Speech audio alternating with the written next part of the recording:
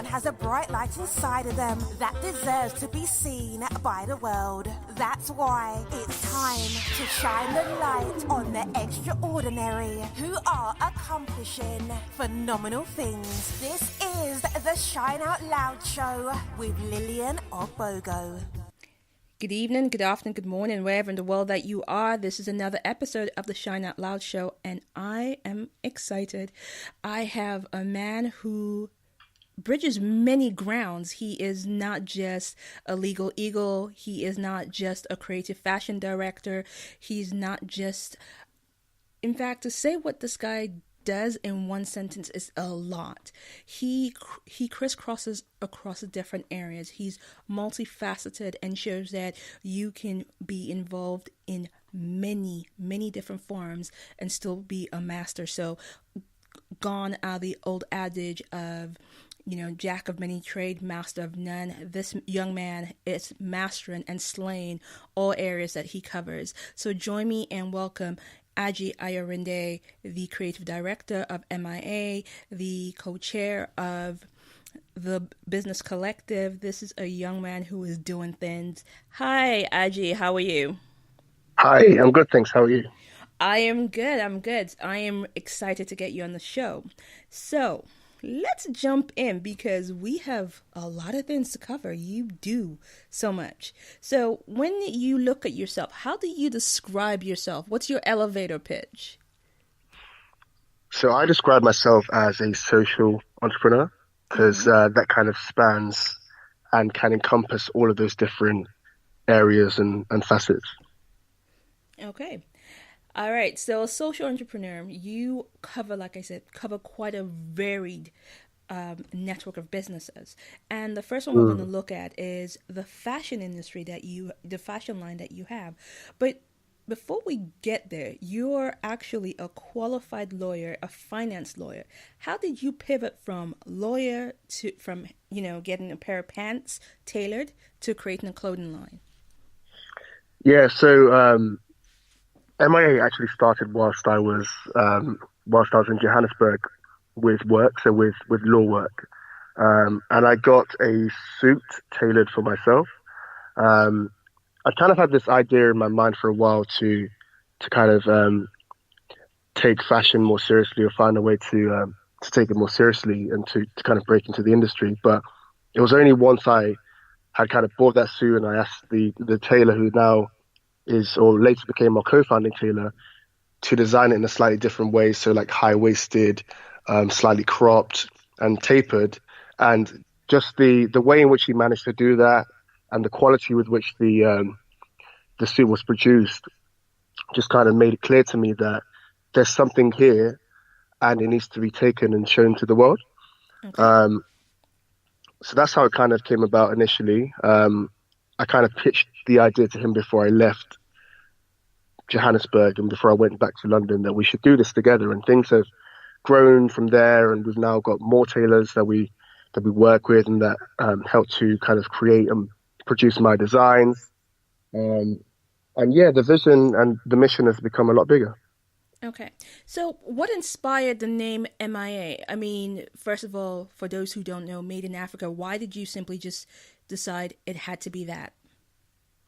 Because I felt, so MIA stands for Made in Africa, and I felt that with the kind of handmade African element, that really encompassed what we were looking to do, while still, through the abbreviation, being relevant, right? So it's a cool sounding name. Yes. But then once people find out what it means, they're like, okay, there's deeper meaning to it. So our whole first year or so, we've been running.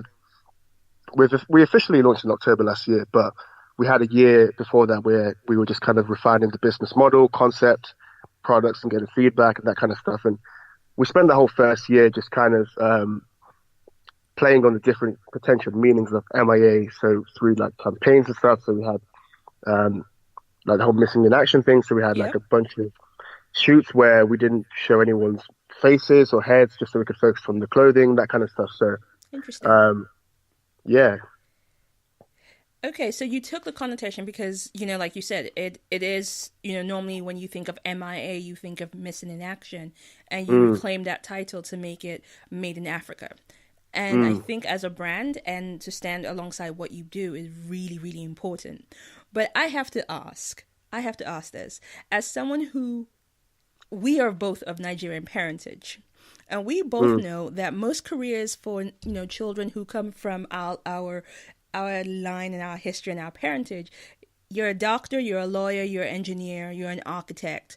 So Mm. you'd done the stable thing, you'd become a lawyer, and then you had to have that talk with your parents and go, so I'm going to do fashion design. How did that go down? You know what? So one thing I kind of realized quite early on, so kind of around age of like 17, 18, is that with with at least in my like anecdotal experience, Right. with like my parents and with other people's parents potentially, if you started doing something and you're making some progress, then they're more likely to be receptive to the idea. Of So course. I'd already kind of done a shoot. I'd produced a few pieces of clothing, just so when I had that conversation with them, I was like, okay, I'm doing this thing as well. Making it clear that I understand or I understood that qualification and those skills shouldn't kind of completely go to waste. And my intention kind of moving forward is still when or as far as I can to practice. Um, but by having something concrete to show them, by being able to show them actual clothing, showing them pictures, they could see my vision more clearly. So it meant that the conversation was probably an easier one than if I said, okay, I want to do design or I want to be a musician, but I haven't actually done anything that kind of demonstrates that I'm serious about it. So basically, you lawyered up against your parents. You basically, I have evidence A, B, and C. This is what's Basically, happening. So you showed them your law degree was not a waste. You basically lawyered up before you got to your parents. That's a smart move. yeah, exactly. And I think for them, they just wanted me to get to the point in which I'd, done my law degree, I'd done the training, and I'd got to the point in which I was qualified and I had some experience before I started taking it even more seriously. So that's why kind of recently I've kind of stepped out of the corporate space to Right. try and create an arrangement that kind of works better to allow me to focus on the different business interests. But because I'd done that 3-year law degree, because I'd done the LPC, which is the legal practice course, because I'd done 2 years training, because I'd done some time post qualification, Mm-hmm. I'd kind of got that under my belt, and I can always fall back on that. So you seriously lawyered up because you basically decided if I'm going to do this, I already have my backup plan. Like, look, parents, I have the backup plan is ready. We will make this. Don't worry, I won't starve. Here's a law degree. You came with all your defense in place. This is a very All the smart move. receipts. You came with the receipts. Like, look, I got you. No, ma, don't look at me like that. Because she's like, what am I going to tell the people? You know how our mothers get. Yeah. What am I going to tell the people? My son is a tailor. That would have been you're not a designer, you're a tailor. But I'm sure you must have pulled out some of the greats who are out there doing it as male fashion designers, and we'll come to that in a moment. So when I'm looking through your bio about the company, one of the founding principles you have of your brand is not to colonize the creative talents of your chosen tailors, but to showcase your skills. Can you elaborate on this? Yeah, so we think it's really, really important when anyone is doing projects that touch on Africa to be present on the ground as far as possible and to have those kind of personal relationships. So I guess rather than us kind of, asking these tailors to just like send over samples or whatever, like we never actually go there and just kind of speak to them and build those organic relationships. Mm-hmm. We kind of took the decision that we're not going to onboard or Hello? Okay, we seem to have lost Aji for a moment. Let's work on getting him back. Bear with us one moment. So, we were just, if you're just joining us and have missed a couple of minutes, Aji and I were just talking about his brand, MIA, how it started, what inspired it, and we were just talking about, before we lost So, Aji a second ago, was the ethos behind the company. yes, So, yes, yes. yes. Sorry about that, technical issues. Yeah, so we thought that it was really, really important to make sure that we had those relationships, those kind of in-person organic relationships with these tailors, Mm-hmm. so that any tailor that we onboard or any tailor that we work with, even if it's kind of through another brand, so like even so with the Nigerian element, we partnered up with another brand who already had a tailor, and we kind of mixed our kind of like standard designs and templates with their kind of relationship with the tailor and who they know personally. Okay. We thought it really important to make sure that we have those kind of organic relationships rather than just, you know, adopting this kind of colonialist approach, just so we can ensure that we're empowering these tailors and it's kind of more collaborative. Okay, and that's actually very important because, when you're working with people you understand, and trust, and you work with them in a better way, you get better quality. Yeah, exactly. And you can that kind of flexibility slash ability to have like direct conversations. So I speak to my South African tailor on WhatsApp every single day. Okay? And I could just say to him, I can ask him like how things are going without him being threatened. Do you know what I mean? So Yeah. that kind of relationship is really, really important. And that's just from um, kind of us demonstrating that we're just kind of opening up his market to new people. And it's a really like collaborative thing. And he's kind of part of the journey. Like we never post anything on like Instagram or whatever without, crediting him and his involvement in the process. So we think it's really important to do that. And I think it just kind of goes to show that if you want to do anything seriously in Africa, you have to be willing to go to Africa. Oh, that's actually quite true, and also you've said it quite succinctly. It's about the collaborations that you are building. So it's not just you're not just having a transactional relationship. You're actually saying, here, we are building something together, and I think that's Mm, very important to understand when we talk about businesses and building businesses in Africa.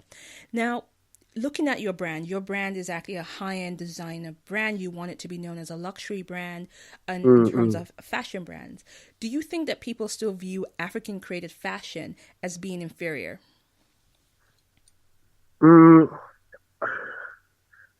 I don't think so. I think you just have to make sure that the quality of everything that you make is of high standard. Okay. Um, I think that, of course, there's a risk that by positioning ourselves as luxury, then we can end up pricing a lot of people out of the market that would otherwise get our stuff. But we thought that by having that quality element, um, we can kind of reassure people or play a part in reassuring people that African fashion is of high quality. And once that becomes the standard and the expectation, then it can kind of infiltrate the high street stuff. So Okay. yeah, that's the reason why we position ourselves as luxury, just so people can kind of make that connection between quality African stuff. Okay. So I Yeah. see what you're trying to say. So what you're saying is, you're trying to kind of change people's point of view because the same people that will say, hey, your stuff is kind of expensive are the same people Mm, that will go over and buy a Gucci this, a Prada mm, mm, that, mm, mm, and mm, won't blink at somebody trying to offer them a basic brown belt for like 80 pounds, 100 pounds, because it has a perceived logo that is perceived to be high end and luxury. mm. So I think there is a deeper conversation to how we perceive our own creations. Yeah, no, I agree.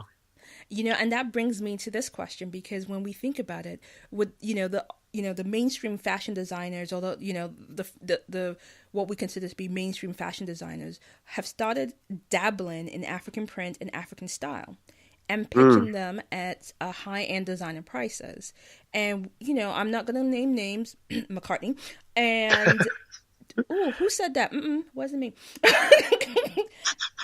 And there was such an uproar. Folks were calling for blood and saying it's appropriation, is this or that. In your view, as a designer, do you think this is appropriation or appreciation? I think in that particular circumstance, it's definitely appropriation.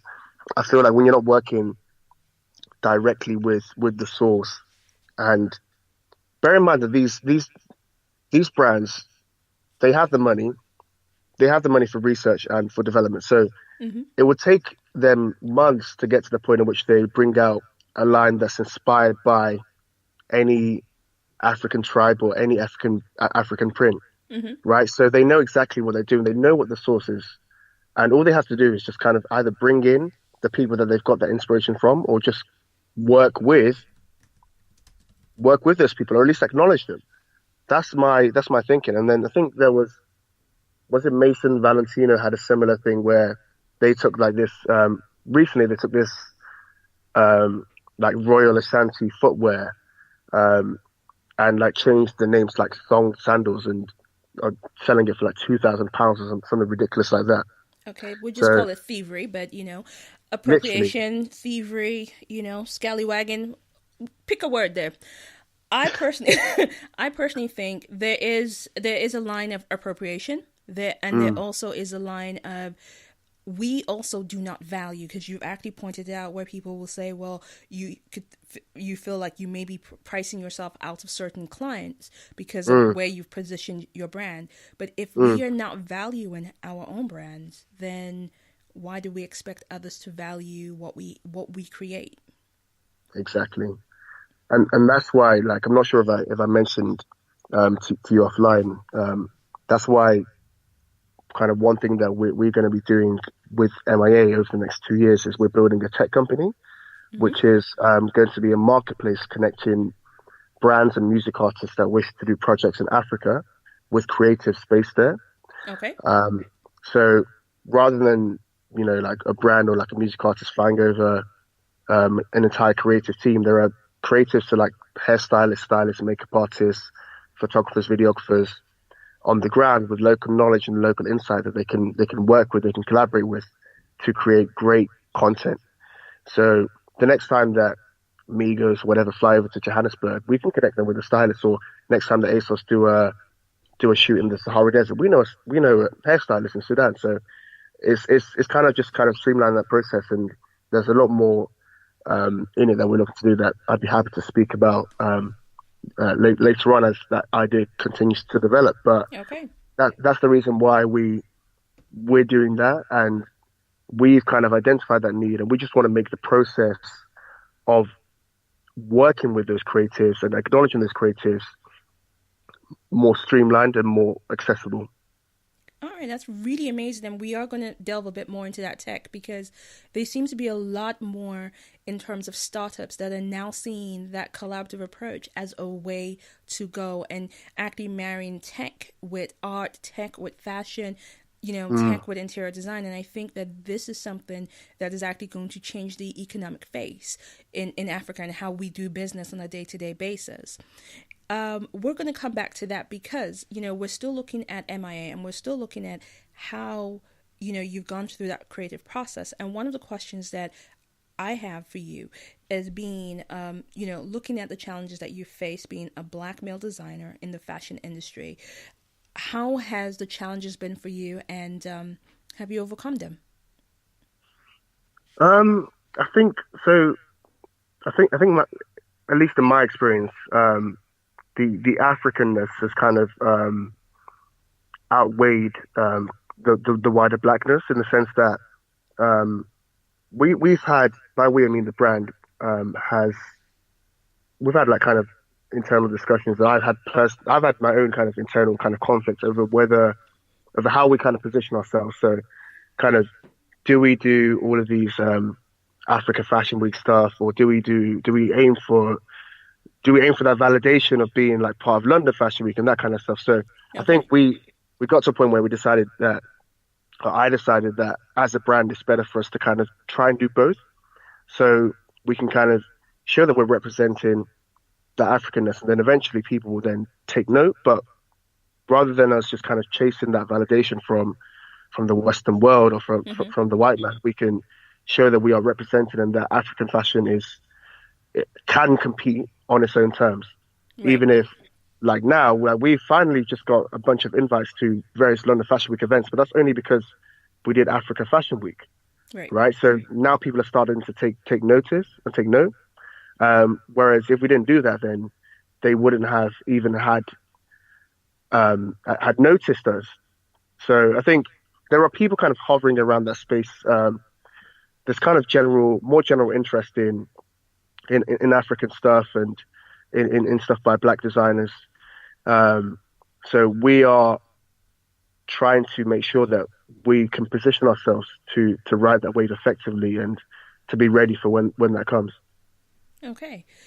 And I like the fact that you've actually had that internal dialogue with yourself. You've had that internal struggle of, representation. Do I just represent on one side or the other? And, here's my question, kind of out of the box question here, but do you have to choose? Can you not represent both? You're a fashion industry based in the West, but you're inspired by your heritage. Do you have to choose? No, you don't. And I think that, again, feeds into like a wider identity discussion that a lot of Black British people and maybe some African Americans do kind of feel, where you're kind of from a country in the West, but you're also kind of intimately connected to your heritage. And rather than trying to be one or the other, you can just accept that you're in this unique position where you kind of have elements that you can draw on from both. So that's kind of what I've kind of decided from like my kind of identity and also the brand's identity as well. Awesome. Now, speaking about the brand, all your line is unisex. Why did you take that stance? So I wish this was like a deep answer, but the reality is we started off as a menswear brand, but then more women were buying our stuff than men. Okay. So we appropriated your stuff. Yeah, exactly. Okay. More women started buying our stuff than men, being, oh yeah, these like boyfriend type trousers I can wear, and and eventually we're just like, yeah, this is a great thing that an African brand can do. We can be like gender neutral, and we can be androgynous, and that was the kind of stance that we took, and it just kind of is a really relevant thing for an African brand or for any brand to do. And that word relevance, that is literally the ethos of everything that we're trying to do recently and moving forward. Okay. So I love the fact that you're like, yep, there's a relevance to it. We want to be gender fluid. We want to be gender neutral. But bottom line, women stole our stuff. Yeah. In a nutshell, yeah.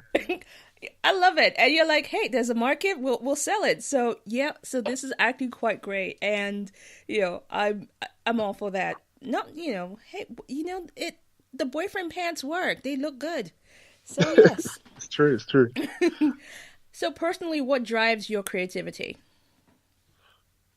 Good question.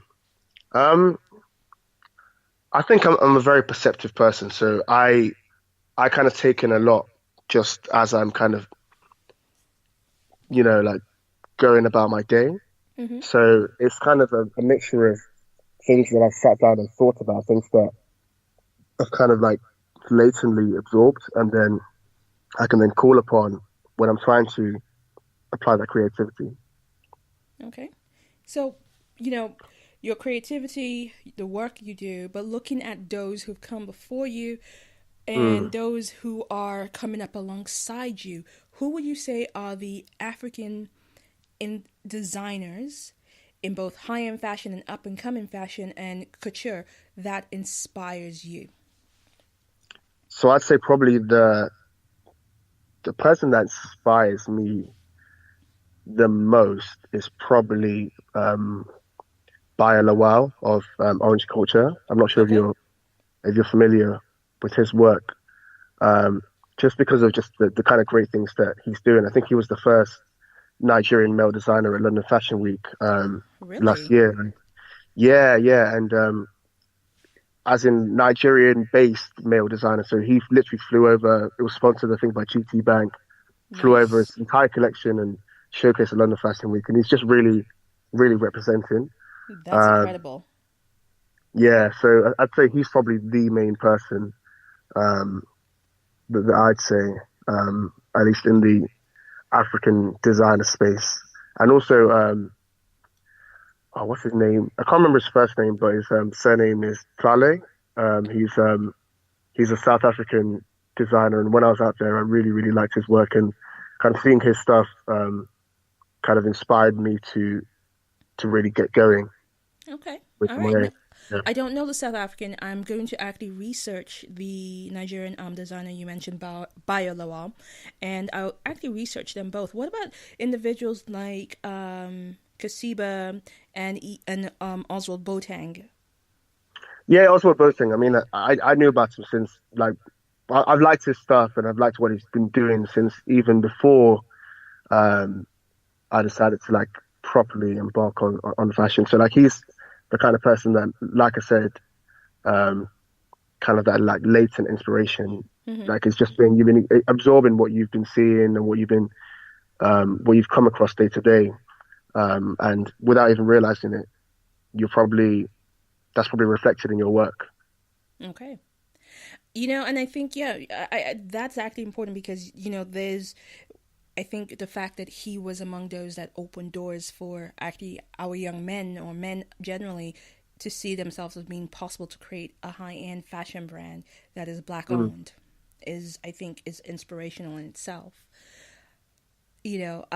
But then looking at where we are, looking at the conversations that we're having in 2018, we're looking at conversations, and the hottest topic right now is diversity or representation.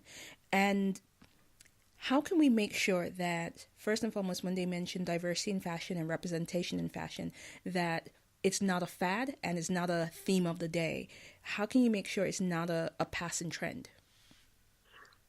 I think it all comes down to having a seat at the table. So diversity in any kind of space, like having a seat at the table, and not only having someone somewhere to who might have expertise in a particular area just to speak about diversity just because they are the one diverse person, but rather having them maybe you can have them there to speak about diversity or whatever, but at the same time recognizing their skills outside of that.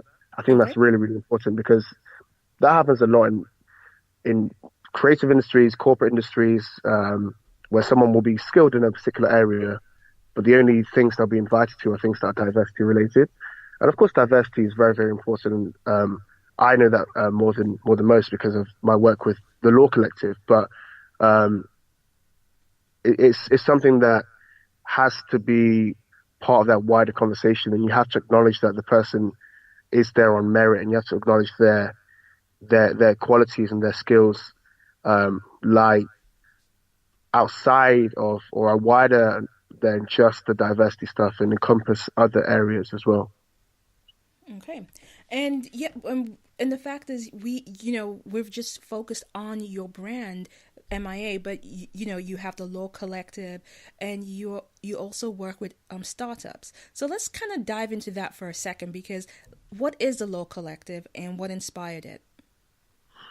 So the Law Collective is it's two things. It's a safe space for young black lawyers who at some point have secured training contracts or pupilages or similar legal positions to connect with each other. And the idea is that by reassuring them that there are others in the same boat as them, then they'll be more likely to progress and they'll feel more supported. We also have we also assist the next wave of applicants coming through by connecting those young black students with those lawyers at those firms, chambers, Okay. and organizations that either they either work at or have worked at. Okay, so I look at everything you do, and I'm in awe because you have the fashion brand, you have your legal skills, you are also you're specialized in advising business development with specific focus on Africa. So, you've also you've touched on the point about changing how people do business in Africa using a more collaborative approach. Do you still think that many people are, for a better choice of words, sleeping on Africa as a business arena? Definitely. And I think a lot of it has to come down to Africa, people in Africa themselves. So like, I mean, I think a recent example is so so America have had this thing where they will send over kind of secondhand clothes to different countries in Africa, and then quite often those countries in Africa will then kind of go on and resell those secondhand clothes. Yeah. I think Rwanda recently, their president, he's a really, really inspiring guy, President Kagame. Mm-hmm. I think he literally kind of vetoed it and said to Donald Trump, like, we don't want this stuff anymore. It's sending the wrong kind of message. And I think Trump came back and said, okay, well, we're going to cut trade deals and all this kind of stuff. So that's just the kind of way that the Western world see these countries in Africa, right? But it needs people like Kagame to recognize that the playing field needs to be leveled. Of course. So we need to kind of be doing things through trade and not aid. So I think that's really, really important. You know what? That idea, aid doesn't work, because if aid works, Africa will be out of trouble by now.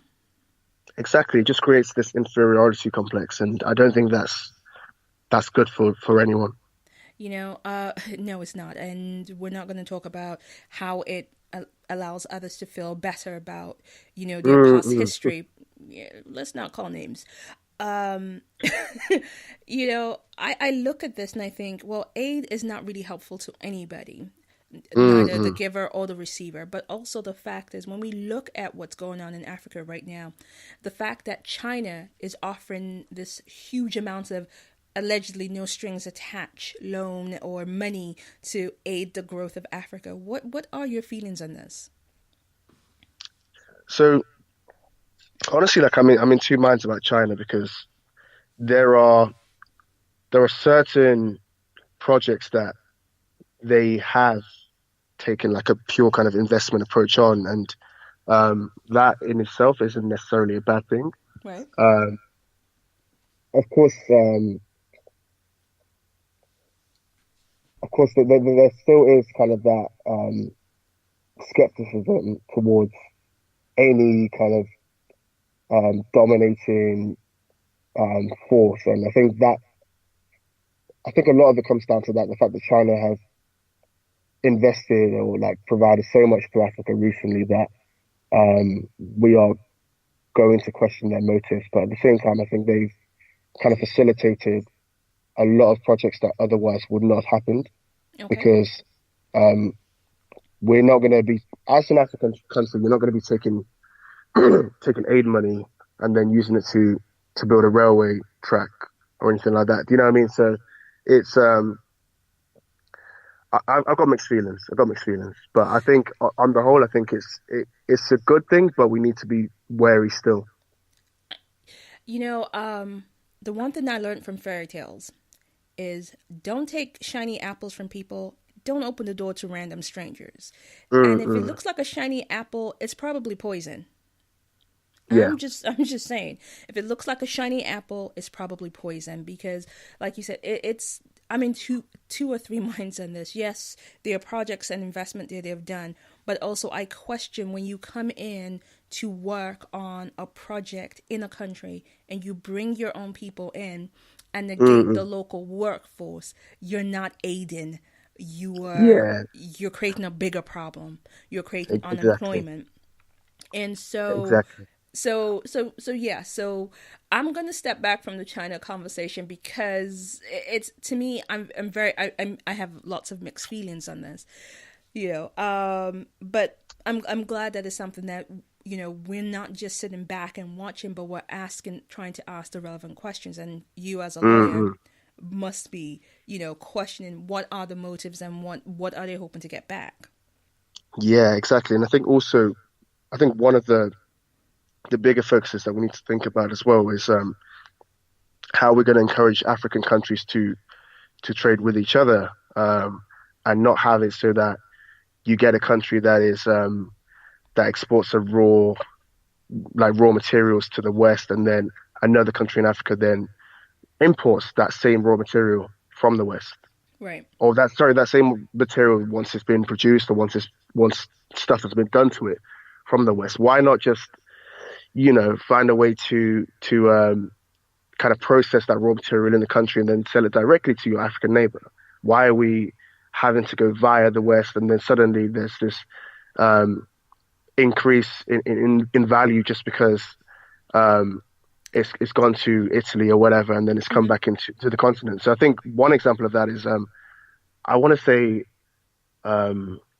is it ivory or wool? One of the two. There's like it's either Italian ivory or Italian wool. I think once you attach the Italian name to it, its value goes up. So there are countries where you'll export it to Italy, and then suddenly like they'll sprinkle their magic colonial stuff on it, and then it'll come back to the continent, and suddenly its value will have gone up. Oh, did you just say magic colonial stuff? Okay, that's the sprinkles, colonial sprinkles. I'll go sprinkles. Colonial sprinkles. We don't want colonial sprinkles. We want our own stuff valued, and which is why brands like yours are appreciated and are actually, we look forward to seeing more of your work and more of your fashion. And I've just had some questions come in, and one of the questions that's just come in for you is, why a tailored fit over the skinny fit or baggy leisure look? So I think tailored, when people think of tailored, they think of like one type, right? We do tailored, and it kind of encompasses anything from, we do a loungewear piece, which is traditional, like Nigerian print loungewear piece, all the way to like wide-legged kind of tailored fit. So it's just the general kind of shape that we've kind of decided to go for, it just so it kind of fits better. So I think fashion kind of works in cycles. From a trend perspective, those trends kind of happen and develop very, very quickly. But from like a shape perspective and a fit perspective, that stuff is generational. So we're at the point now where people want their things to fit properly. So they want their things to sit on they want their trousers to sit on their waist properly, like they did in the 1920s. They want things that are a bit more comfortable. So even though our stuff is like tailored fit, we do stuff that, whilst we do like those like tailored like suit type trousers that fit very like slim fit, we also do like wide leg stuff that have like a tailored fit to it, where it just fits properly and it sits properly on the waist and everything's where it kind of like needs to be. Okay, so can we talk about the tailored tracksuit? Yes, we can. Can we talk? So are we circling back to circa, parts of the UK up north where the tracksuit was king? How did we get to tailored tracksuits? So I think tailored streetwear is just it's an area that's just kind of popping worldwide, and it's going to continue to for a while. And we're just kind of tapping into that wave. Whether it's kind of we had a piece on we had a piece at Africa Fashion Week that was like a side split button pair of trousers, like tracksuit pants, and really subtly the stripe on the side, there was like some like Zulu influence there, like Zulu print influence. Okay. So we're like bringing our own like our own angle to it, which I think is really, really exciting. I like the sound of this. I may have to appropriate some of these from your website and get me a pair. Appropriate, I'm dead.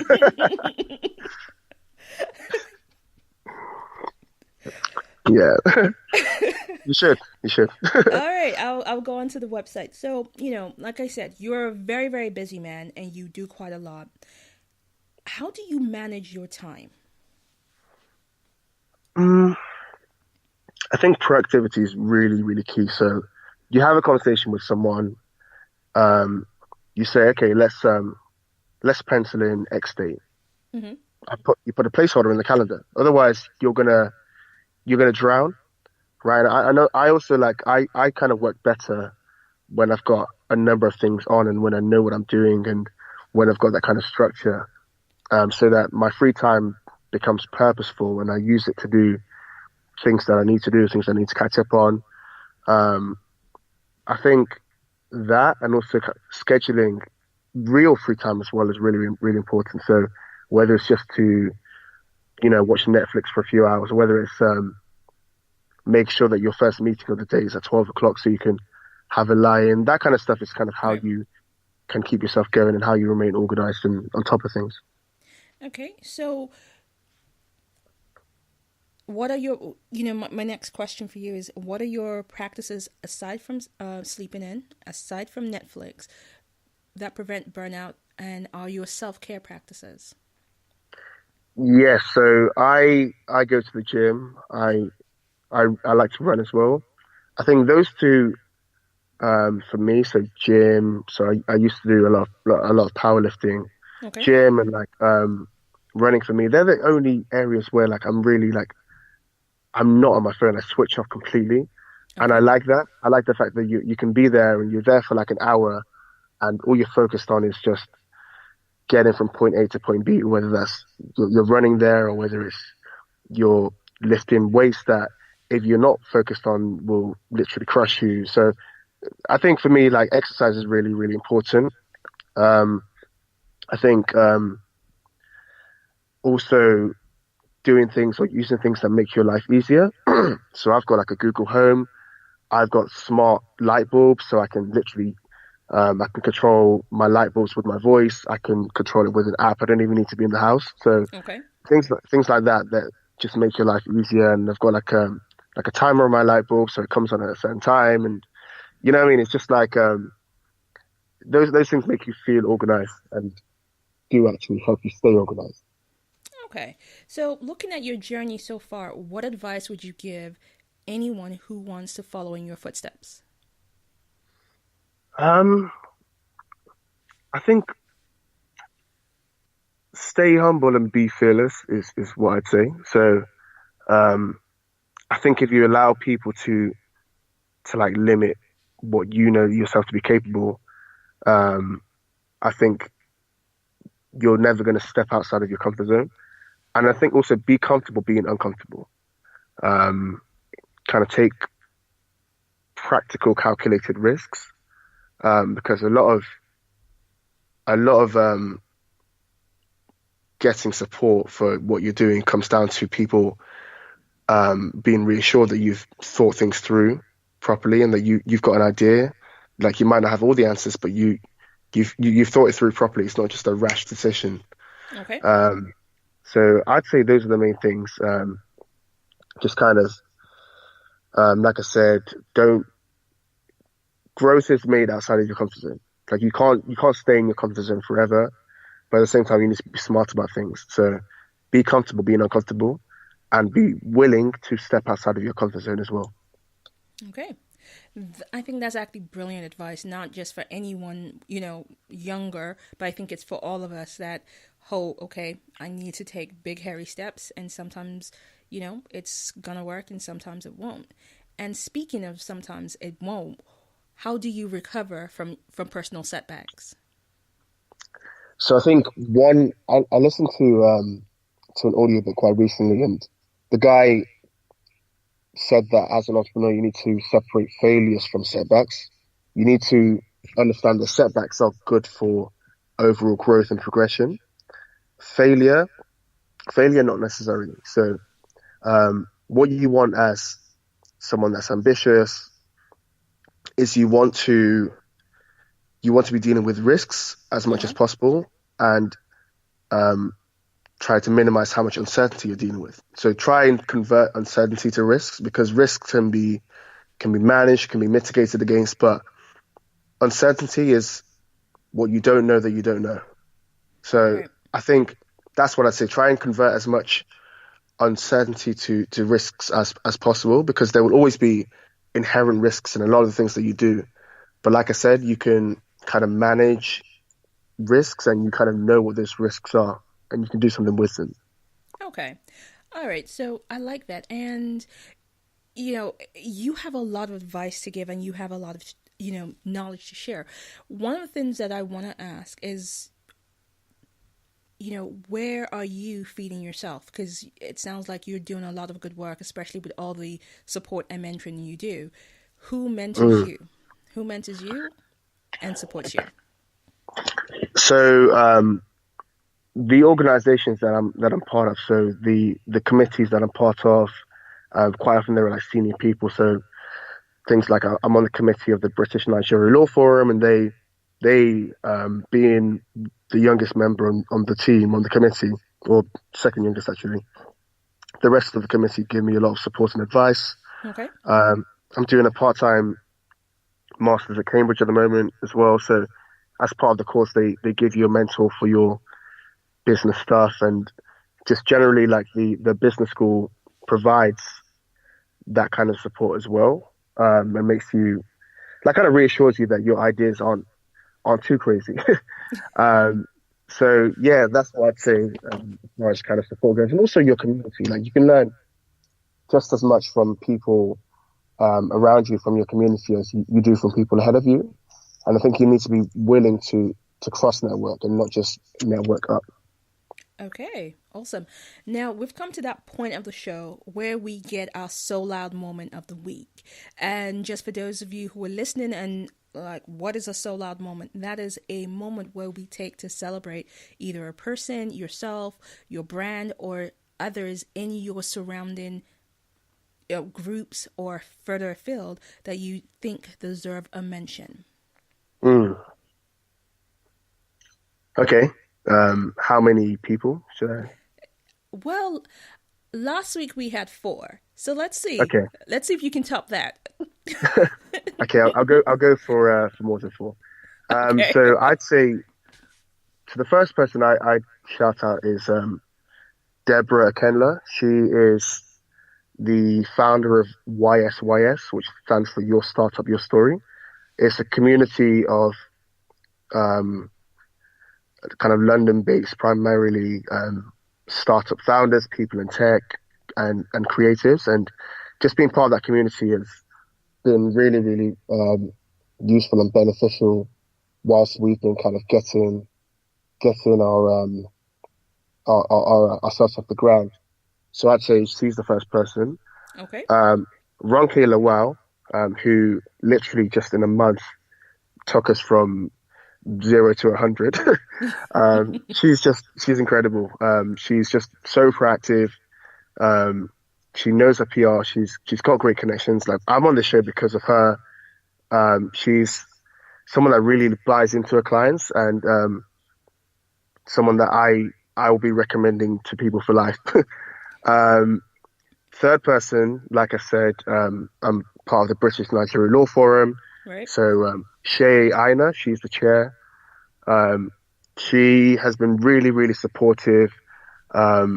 She's introduced me to some great people.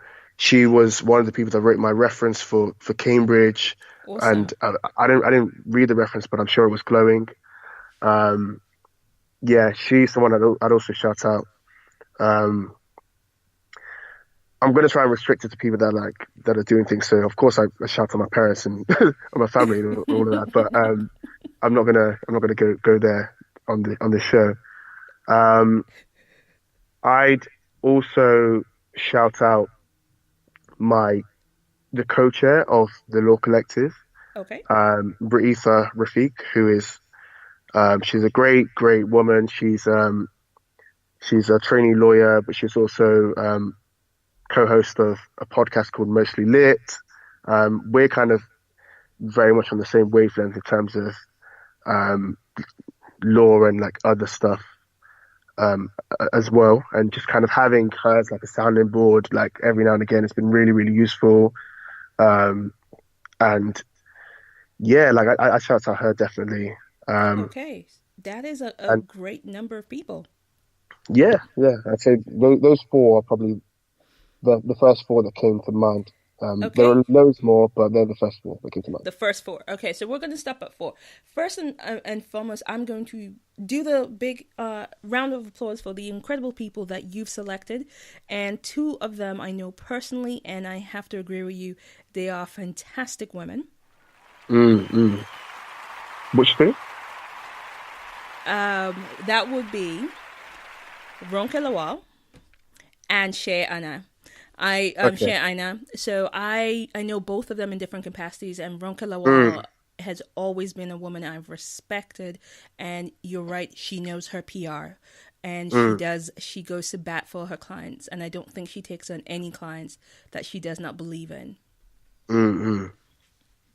So yeah, and Shea, I've known her for a good few years, so I think you're right. Those are two women who are worth celebrating, Mm. and yes, I have to agree with you. I just noticed everyone I shouted out was a black woman. Just noticed that. Yeah, This Don't worry. black woman agree. Yeah, absolutely love that. So yeah, let's keep shouting them out because I think there is enough people out there who want to take from black women. So I celebrate you for actually cheering on other black women. Have to. You have to. It's got to be done. Awesome, awesome. So we've talked about the brand. We've talked about the businesses. We've talked about tech. Actually, let's talk about you. What's next for you? Okay. Because you have accomplished so much in your time. What's next for you? What's next for the fashion brand? And when can we actually expect to see your fashion brand on the high street? So hopefully, um, within the next couple of years. So the focus, kind of right now is, kind of getting this legal consultancy off the ground and, also getting this tech company scaled. So the tech thing, that's going to be the focus of my course at Cambridge. So it's a master's in entrepreneurship. So the idea is to like help you to build and scale businesses. Okay. So that's going to be kind of my focus whilst we organically grow the clothing brand. But things are definitely starting to move forward on that front. And we feel that the longevity is more likely to be there if we continue to grow organically with the clothing brand. But we're going to continue to shout things out. We're trying to set up as many meetings with buyers and stuff as we can, just so that we can take our collection and show it to more people. So yeah, that's kind of what I'm going to be focusing on as well, just like building other skills as well. So I do photography as well, so just building that. Yeah, just really kind of looking to just continue to push forward and to have as much kind of social impact as possible. Okay. Now, we brushed past something and I apologize because for me, we have to take moments to celebrate excellence in our community.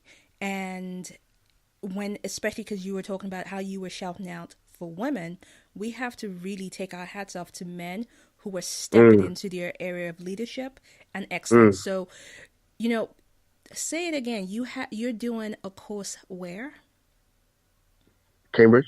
Cambridge. Okay. I like the way you just dropped that in because it was like, yeah, I'm doing a master's at Cambridge.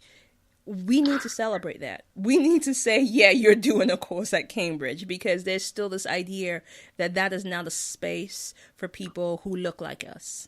Mm, mm.